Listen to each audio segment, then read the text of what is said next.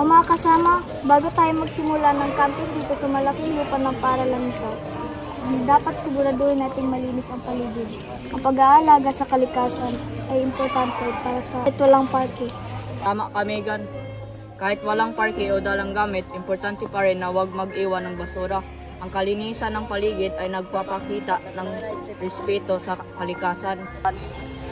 Bakit kailangan natin linisin lahat? Hindi naman siguro ito masyadong nakakapekto sa ating kalikasan.